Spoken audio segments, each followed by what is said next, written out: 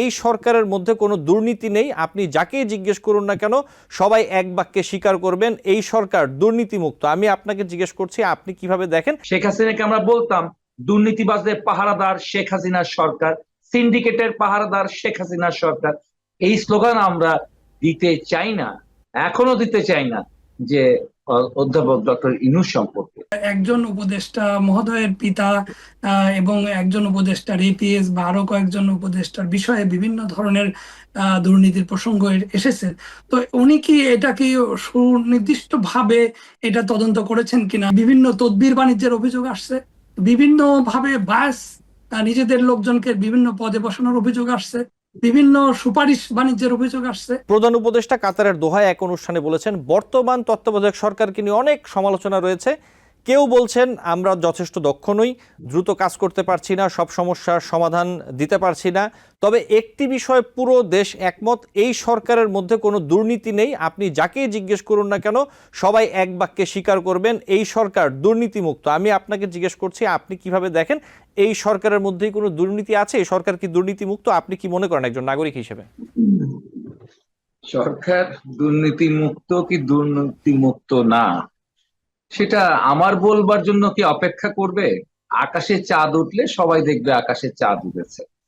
তো এখন যে বিষয়গুলো ছোট ছোট দুই তিনটা টেস্ট কেস বেরিয়ে এসেছে, দুইজন উপদেষ্টার এপিএস এবং এপিএস কিন্তু তারা ওই আওয়ামী লীগের উত্তরাধিকার সূত্রে এসে তারা হচ্ছে প্রশাসনে ছিলেন, সিভিল সার্ভিস ক্যাডারে ছিলেন, সেই হিসেবে তাদের সাথে এসে কাজ করছেন। ব্যাপারটা তার এরকম না, একেবারে তাদের পছন্দের তাদের নিয়োগকৃত এপিএস। এই জায়গায় যেটা করা উচিত, বাগাড়ম্বন না করে, আমার দেশের শাসক বা রাজনীতিবিদদের একটা সমস্যা, তারা বাগাড়ম্বন করে। রাজনীতিবিদরা কখনো তাদের ব্যর্থতাকে স্বীকার করে না, বিশেষ করে যারা শাসক দলে যায়, যারা লঙ্কায় যায় তারা রাবণ হয়ে যায়। সেই রাজনীতিবিদরা হচ্ছে বিরোধী দল থাকা অবস্থায় মোটামুটি মানুষের কথা বলে, যখন সরকারি দলে চলে যায় তারা তখন কিছু ইউটোপিয়ান কথা বলা শুরু করে। তারা যে কথাগুলো বলে সেগুলা মাঠের সাথে বাস্তবতার সাথে মেল খায় না। তো সেরকম ভাবে তাকে তো আমরা সেরকম টিপিক্যাল কনভেনশনাল সেই পুরনো বন্দোবস্তের রাজনৈতিক নেতা হিসেবে আমরা তাকে দেখিনি আর কি। তাকে তো আমরা অরাজনৈতিক ব্যক্তিত্ব হিসেবে মনে করি, সকলের কাছে গ্রহণযোগ্য ব্যক্তিত্ব হিসেবে মনে করি। আপাতত মনে করি তার এই ধরনের বাগাড়ম্বর কথাবার্তা গুলো বলা দরকার নাই। আর আসিফ কি করবে কি করবে না সেটা আসিফের হাতে সিদ্ধান্ত দেওয়ার কোনো প্রয়োজন নাই। প্রধান উপদেষ্টা সে যে কমিটমেন্ট নিয়ে দায়িত্ব নিয়েছেন দেশের, সে কমিটমেন্ট অনুযায়ী তার উচিত হচ্ছে আসিফের বিরুদ্ধে ব্যবস্থা গ্রহণ করা। আমরা কেন দাবি করবো? আমাদের দাবি করার দরকার নাই।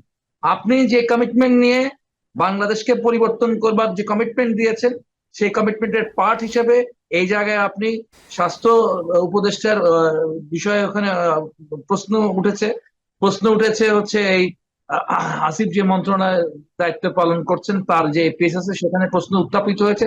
দুটো বিষয় খুব সিরিয়াসলি অধ্যাপক ডক্টর ইউনূসকে হচ্ছে গিয়ে ডিল করতে হবে এবং এখানে প্রমাণ করতে হবে এখানে তার যেন কোনো ধরনের বায়াসনেস না থাকে এবং কোনো ধরনের কথার পিঠে কথা বলে হাসি মুখে সফট ডেলিভারি দিয়ে সুন্দর করে কথা বলে হচ্ছে গিয়ে আমাদেরকে কনভিন্স করার চেষ্টা যেন না করেন উনি।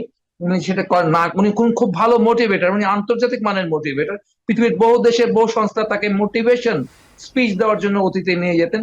তিনি আমাদেরকে মোটিভেশন স্পিচ দিয়ে দিনকে রাত, রাতকে দিন করবার প্রয়োজন নাই।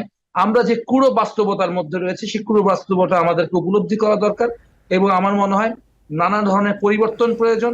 আর একটা কথা কি, তারা অদক্ষ আমি বলতে চাই না, অদক্ষ হলে এত বড় গ্রামীণ ব্যাংক তিনি তৈরি করলেন কেমনে? অদক্ষ না, করতে পারেন না, বা আমি বলবো করেন না। আমি বলতে চাই করেন না, ঠিক আছে? তাকে এখন করতে হবে, ঠিক আছে? আর যদি না করতে হয় তাহলে তো আমরা কি বলবো? শেখ হাসিনাকে আমরা বলতাম দুর্নীতিবাজদের পাহারাদার শেখ হাসিনার সরকার, সিন্ডিকেটের পাহারাদার শেখ হাসিনার সরকার। এই স্লোগান আমরা দিতে চাই না, এখনো দিতে চাই না যে অধ্যাপক ডক্টর ইউনূস সম্পর্কে, ঠিক আছে? তিনি, আমি মনে করি তিনি যথেষ্ট জ্ঞানী মানুষ। তিনি সেইভাবে করে দেশে ফিরে, কাতার থেকে ফিরে এই বিষয়গুলো করবেন এবং এটা দুর্নীতির হাত থেকে মুক্ত পাওয়ার কথা না। কারণ আমার নিয়োজিত এপিএস কিভাবে এত টাকা কামাই করবে আর আমি এটা আমি বুঝবো না। এখানে কোনো ক্ষমা চেয়ে করার বিষয় না। এখন যে শেখ হাসিনা এসে ক্ষমা চায় যে আমি এত হত্যা করেছি আমার মাফ করে দাও, তো আমি কি মাফ করে দিব নাকি, আপনি কি মাফ করে দিবেন কিনা? ঠিক আছে, ফলে এটা 1 কোটি টাকার দুর্নীতি হোক আর লক্ষ কোটি টাকার দুর্নীতি হোক, দুর্নীতি ইজ দুর্নীতি। জি, ডক্টর সাইদুল হক রুবেল, আমি নিশ্চয়ই আসবো আপনার কাছে সময় পেলে। ডক্টর সুলতান মাহমুদ, একই প্রশ্ন আসলে আমি আপনার কাছে করতে চাই, এই সরকার কি দুর্নীতি মুক্ত যেমনটা প্রধান উপদেষ্টা দাবি করছেন? প্রধান উপদেষ্টা বক্তব্যটি আমি দেখলাম। তা প্রধান উপদেষ্টা একটা কথা বলেছেন যে বাংলাদেশ দুর্নীতিতে চ্যাম্পিয়ন ছিল। আমরা জানি যে 2001 থেকে 2005 সালে বাংলাদেশ দুর্নীতিতে চ্যাম্পিয়ন হয়েছিল।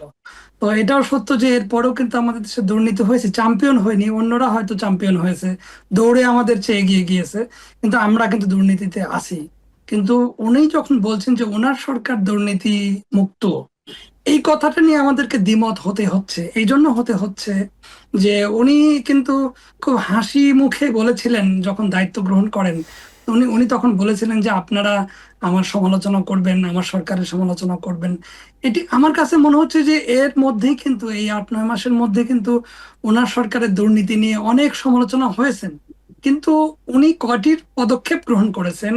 এবং রিসেন্ট টাইমে যে একজন উপদেষ্টা মহোদয়ের পিতা এবং একজন উপদেষ্টার এপিএস বা আরো কয়েকজন উপদেষ্টার বিষয়ে বিভিন্ন ধরনের দুর্নীতির প্রসঙ্গ এসেছে।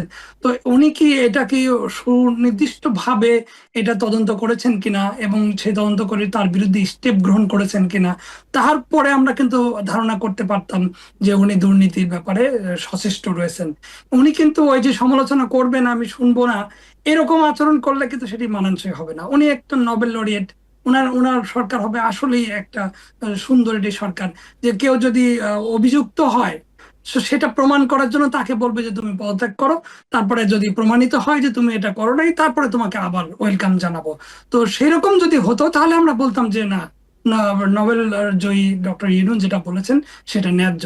কিন্তু আমরা কিন্তু নানান তথ্য থেকে দেখতে পাচ্ছি যে দুর্নীতির যে ক্রমাগত ধারাবাহিকতা ছিল সেটি যে এখন বন্ধ হয়ে গেছে, এটার প্রমাণ আমরা পাচ্ছি না।